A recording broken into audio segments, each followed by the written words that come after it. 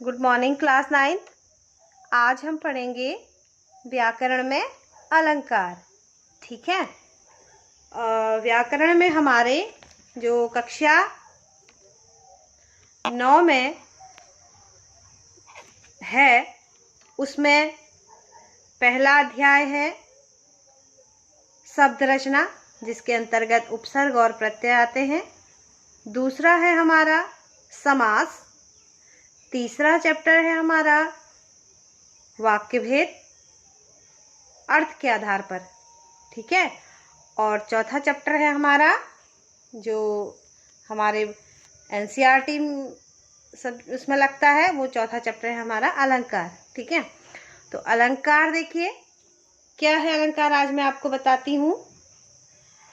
वस्तुतः भाषा को शब्द तथा शब्द के अर्थ से सुसज्जित एवं सुंदर बनाने की सार्थक यानी अर्थपूर्ण प्रक्रिया के दौरान अलंकार का प्रयोग किया जाता है। क्या किया जाता है? भाषा को शब्द तथा शब्द के अर्थ को सुसज्जित एवं सुंदर बनाने की सार्थक यानी अर्थपूर्ण प्रक्रिया के दौरान अलंकार का प्रयोग किया जाता है। अलंकार काव्य भाषा के लिए महत्वपूर्ण होते हैं। ये भाव की अभिव्यक्ति को अधिक प्रभावी बनाते हैं। जब हम कोई बात कहते हैं, जब कवि कोई कविता कहता है, तो उस कविता को और भी अधिक प्रभावशाली बनाने के लिए अलंकारों का प्रयोग किया जाता है। अब अलंकार का अर्थ क्या है देखिए। अलंकार दो शब्दों अलम तथा कार से बना है। इसका अर्थ है अलंकृत करना अर्थात सजाना। प्रसिद्ध संस्कृत आचार्य वामन ने अपनी रचना अलंकार शास्त्र में अलंकार को परिभाषित करते हुए लिखा है, अलंकृतिरलंकारः, अर्थात जो किसी को अलंकृत करे वह अलंकार है, या जो किसी को सजाए वह अलंकार है। जिस प्रकार गहने स्वर्ण से बने होते हैं, स्वर्ण यानी कि सोने से बने होते हैं, और पहनने वाले की शोभा बढ़ाते हैं, उसी प्रकार काव्य में अलंकार सुंदर वर्णों एवं अर्थों से निर्मित होते हैं तथा ये काव्य को आकर्षक बनाते हैं। कवि अपनी कविता को जिन विविध वर्णों, शब्दों व अर्थ योजनाओं से सजाता है उन्हें अलंकार कहते हैं। आप समझ गए इस अलंकार का अर्थ? यानी कि जिस प्रकार स्त्री की शोभा उसके गहने बढ़ाते हैं, उसके आभूषण बढ़ाते हैं, उसी प्रकार यहाँ काव्य की शोभा कौन बढ़ाते हैं? काव्य की शोभा अलंकार बढ़ाते हैं। अलंकार यानी कि अलंकृत करना यानी कि सजाना। काव्य यानी कि कविता को सजाते हैं कवि अलंकारों के द्वारा। ठीक उसी तरह कैसे? जिस प्रकार स्त्री अपने आप को किससे सजाती है? गहनों से। ठीक है। आभूषण, जिस प्रकार आभूषण या गहने किसी स्त्री की शोभा को बढ़ाते हैं, उसी प्रकार अलंकार काव्य की शोभा को बढ़ाते हैं। ये अलंकार है क्या? अलंकार है सुंदर वर्णों एवं अर्थों से निर्मित होते हैं। वर्णों का क्रम, अर्थों का सुंदर प्रयोग ही अलंकार होता है। ठीक है। अब आते हैं हम अलंकार के भेद में। अलंकार के मुख्यतः 3 भेद होते हैं। कौन कौन से? अब देखिए कक्षा 8 में आपको अलंकार के 2 भेद पढ़ाए थे। अलंकार के 2 भेद शब्दालंकार और अर्थालंकार। लेकिन यहाँ कक्षा 9 में आपके अलंकार के 3 भेद बताए जाते हैं, शब्दालंकार, अर्थालंकार और एक है उभयालंकार, जो मैं आपको बाद में बताऊंगी। देखो पहले हम जानते हैं शब्दालंकार। शब्द निर्माण की प्रक्रिया में ध्वनि तथा अर्थ का महत्वपूर्ण समन्वय होता है। ध्वनि के आधार पर काव्य में उत्पन्न विशिष्टता अथवा साज सज्जा शब्दालंकार की सृष्टि करते हैं। इस अलंकार में वर्ण या शब्दों की लयात्मकता अथवा संगीतात्मकता उपस्थित होती है। जिस रचना में शब्दों के कारण सौंदर्य उत्पन्न होता है वहाँ शब्दालंकार होता है। शब्दालंकार वर्णगत, शब्दगत तथा वाक्यगत होते हैं। मतलब शब्दालंकार वर्णगत, वर्ण से होते हैं और शब्दों से होते हैं और वाक्यों से। कहीं कहीं अलंकार एक एक शब्द में होते हैं, कहीं कहीं अलंकार कहीं कहीं अलंकार एक एक वर्ण में होते हैं, कहीं कहीं अलंकार एक ही शब्द में होते हैं यानी कि एक ही वर्ड में, और कहीं कहीं यानी कि वाक्यगत मतलब कहीं पूरे सेंटेंस में ही अलंकार होता है। अब देखिए कौन कौन से अलंकार हैं। अनुप्रास शब्द अलंकार के अंतर्गत जो अलंकार आते हैं, अनुप्रास अलंकार, यमक अलंकार, श्लेष अलंकार इत्यादि प्रमुख अलंकार हैं। अनुप्रास अलंकार वर्ण में आता है, जैसे किसी वर्ण की बार बार आवृत्ति जहाँ होती है। जैसे आपको इजी में बता दूं, चंदू की चाची ने चंदू के चाचा को चांदी की चम्मच से चांदनी रात में चटनी चटाई। अब इसमें कौन से वर्ण की बार बार आवृत्ति आ रही है? चौ वर्ण की बार बार आवृत्ति आ रही है। अब दूसरा मैं आप सुरुचि सुवास सरस अनुरागा, सुरुचि सुवास सरस अनुरागा में 100 वर्ण की बार बार आवृत्ति होती है, तो यहाँ अनुप्रास अलंकार है। यमक अलंकार देखिए, कनक कनकते सौगुनी।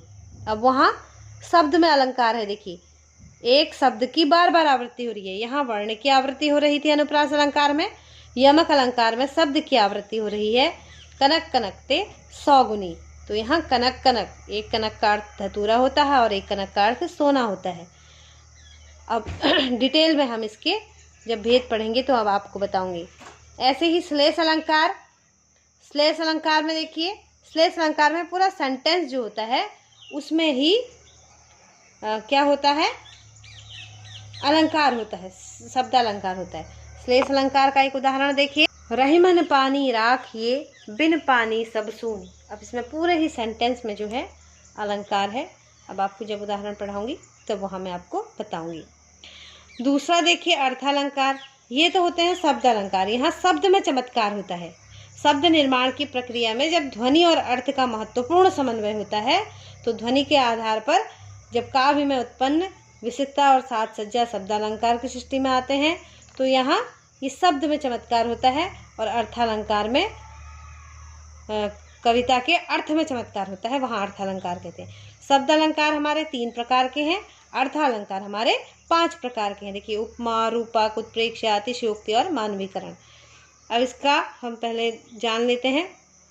ये शब्द जो ऐसे शब्द जो वाक्य में प्रयुक्त होकर उसके अर्थ को चमत्कृत या अलंकृत करते हैं, अर्थालंकार कहलाते हैं। ठीक है, अर्थालंकार की एक विशेषता यह है कि यदि वाक्य में किसी शब्द को हटाकर उसकी जगह उसके पर्याय शब्द को रखा जाए तब भी अलंकार की प्रवृत्ति में कोई अंतर नहीं आता। वस्तुतः अर्थालंकार की निर्भरता शब्द पर न होकर शब्द के अर्थ पर होती है। उपमा, रूपक, उत्प्रेक्षा, अतिशयोक्ति, मानवीकरण इत्यादि प्रमुख अर्थालंकार हैं। यहाँ क्या होता है, जो वाक्य में क्या प्रयुक्त होता है उसका अर्थ, जब शब्द में चमत्कार न होके अर्थ में चमत्कार होता है। कई बार एक एक कविता के 2-2, 3-3 अर्थ निकलते हैं और बहुत ही प्रभावी, 1-1, 2-2 छोटी छोटी लाइनों के अर्थ बहुत बड़े बड़े विशाल अर्थ होते हैं, तो वहाँ अर्थालंकार होता है। ठीक है, अब ये क्या कह रहे हैं, देखो यदि जो शब्द कवि ने लिखा है उस शब्द को हटाकर हम उसकी जगह दूसरे शब्द का, उसके पर्यायवाची शब्द का प्रयोग करते हैं, तब भी उस काव्य में अलंकार जो है, उसका अर्थ जो है वो नष्ट नहीं होता है, उसके अर्थ की शोभा जो है वह नष्ट नहीं होती है। ठीक है, तीसरा अलंकार जो है, देखो बच्चों जो मैं आपको बताने वाली हूँ वो है उभयालंकार। अब यहाँ देखिए, शब्द तथा अर्थ दोनों पर समान रूप से आश्रित रहने वाले अलंकार को उभयालंकार कहा जाता है। अब उभयालंकार क्या होता है, जहाँ कविता में शब्द और अर्थ दोनों बराबर रूप से उसको चमत्कृत कर रहे होते हैं, जहाँ दोनों रूप से कविता में शब्दालंकार भी होता है और अर्थालंकार भी दोनों एक साथ होते हैं, वहाँ क्या होता है, उभयालंकार होता है। जहाँ काव्य में शब्दालंकार और अर्थालंकार दोनों की विशेषताएं पाई जाती हैं, वहाँ उभयालंकार होता है। कभी कभी एक ही उक्ति में शब्दालंकार तथा अर्थालंकार का प्रयोग दिखाई देता है। वस्तुतः जहाँ काव्य में शब्द और अर्थ दोनों से चमत्कार उत्पन्न करने की प्रवृत्ति सामने आती है, उसे उभयालंकार कहते हैं। श्लेष वास्तव में उभयालंकार का ही उदाहरण है। श्लेष अलंकार को किसी जानने वालों ने या भाषा विज्ञानियों ने श्लेष अलंकार को उभयालंकार की श्रेणी में रखा है। तो हम क्या करते हैं, श्लेष अलंकार को शब्द अलंकार की श्रेणी में रखते हैं। इसीलिए अलंकार को दो ही भागों में बांटते हैं, अर्थालंकार और शब्द अलंकार। शब्द अलंकार और अर्थालंकार को हम अलंकार के दो ही भेद इसीलिए मानते हैं क्योंकि उभय अलंकार को ज़्यादा का प्रयोग ज़्यादा या इससे संबंधित प्रश्नोत्तर हमें कम ही दिखाई देते हैं, इसलिए हम उभय अलंकार को ज़्यादा विस्तार से नहीं लेते हैं।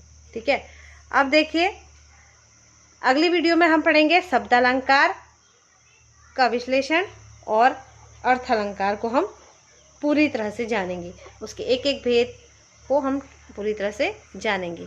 ठीक है, तब तक के लिए आप इतना समझें और जानें, आगे का हम अगली वीडियो में पढ़ाएंगे।